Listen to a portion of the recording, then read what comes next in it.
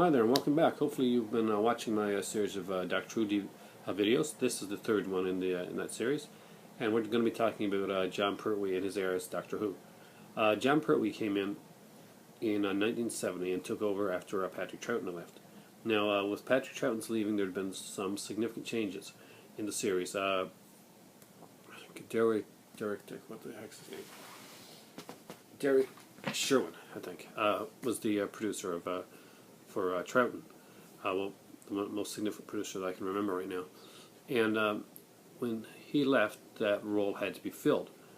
Now, if you watched my last video on Troughton, you probably remember me saying that Troughton got to play two roles in Doctor Who. Got to play actually a villain in this role that looked like himself, and that would be the character of Salamander, and that would be at the end of the world, at the edge of the world. Where is it at? Enemy of the World.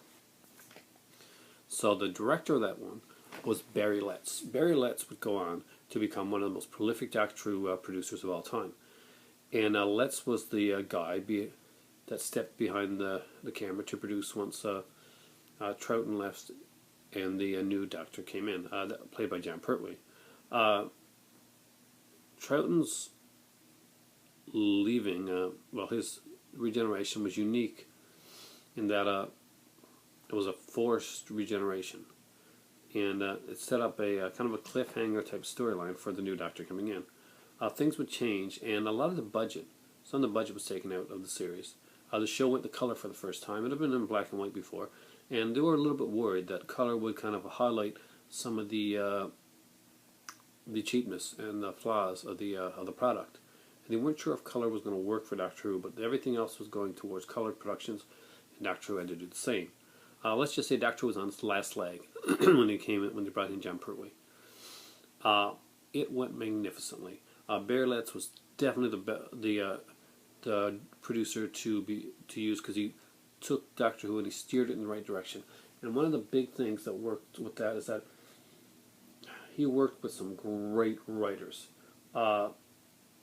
Terrence Dicks who would go on with the Fourth Doctor as well. Did he do the Fourth Doctor? I think he did the Fourth Doctor as well. I know that he did a lot of great stuff with the Third Doctor. Terrence Dicks and Barry Letts were kind of like a team, kind of like Hinchcliffe and Holmes will be, but we'll get into that later on. Jon Pertwee was by far and large a comedic actor, and he was one that you would see in the Carry On films. Pertwee had pretty much claimed that getting to play Doctor Who let him find more than the comedic element of himself in acting-wise. He really got to become a strong, serious actor. His character is very different from Patrick Troughton's, who's kind of like an oafish clown type character. He is very stern. He's very authoritarian. He's very dashing. He's pretty much a man of action. This is the Avengers era of Doctor Who, so we're getting a kind of a John Steed style Doctor at this point. He's got assistants that help him out. He's very much the dashing scientist, kind of a dandy, as they say, and he's the guy that will be doing the sword fights with the Master. Another introduction in this series is we get to finally see a good, strong, running protagonist that isn't a pepper pot looking a Dalek. It's the Master, and the Master was played by Roger Delgado. Roger Delgado was a fantastic actor, did a lot of different really good character roles, and he did some stuff for Hammer. He came into the role of the Master, and the Master is like a renegade Time Lord, kind of the yin to the Doctor's yang, and they keep clashing. The Master is a dashing villain, and although he does bad, you can never know exactly what the Master is gonna do. You can turn on and like help out at the last minute. It's just the cool unpredictability of this character, and Roger Delgado gets him down to a T. Jon Pertwee has two main assistants in in his run. Third one will come in, but she'll be more associated with the next Doctor, and that would be Liz Shaw and Joe Grant. I can't believe I almost forgot that for a second. Joe Grant, of course, is the girl that will later on do the kind of like the naked spread with the Dalek. So Doctor Who fans might want to search that out. Jo Grant was also considered the first of the real sex symbols in the companions. Great girl, but I never really saw that, like the whole sex symbol aspect for Jo Grant. But apparently at the time she was very much the young mod actress for the Doctor Who series. For me, some of the stronger stories started to come in now. The Doctor was becoming more fully realized, and one thing that cannot be I cannot not mention is that this is when the Doctor was grounded, literally grounded. After the second Doctor was punished by the Time Lords, when they finally catch up with him, they force regeneration on him and force him to stay on Earth. The TARDIS is disabled. So now we have a bunch of stories that have to stay on Earth.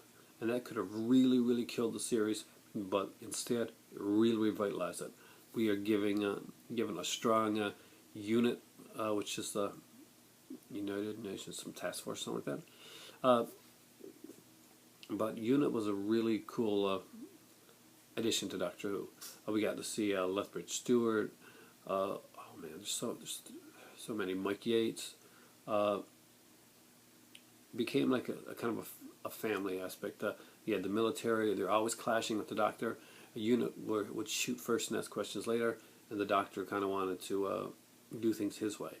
Doctor begrudgingly becomes a member of the unit's scientific team, so that he can, I guess in a lot of ways, keep track of what they're doing and make sure that everything is going the way that it should.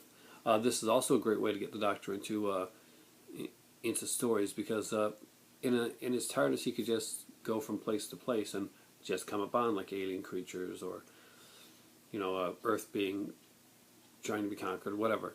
But here we have a time when he's on Earth, so the TARDIS is pretty much an unused prop for most of the series. For most of the time as the Doctor. And it actually works. It's really cool. We get to see, he gets to ride on a lot of different vehicles. He gets a car. Really cool. And you'll see him riding motorcycles. You'll see the Doctor fighting the Master. And I think the Master was really brought in to bring a kind of a Moriarty for the Doctor. And Roger Delgado did a fantastic job at that. And it helped bring a consistent enemy so that it would seem more plausible, more realistic when the Doctor was fighting another invasion in the next serial, or another, because there was a guy there that could travel, a guy that could bring in bad guys to be the Doctor's nemesis and to fight off against the Doctor. The storyline with the Master went on for the one whole series of the Doctor that the Master's pretty much in every story.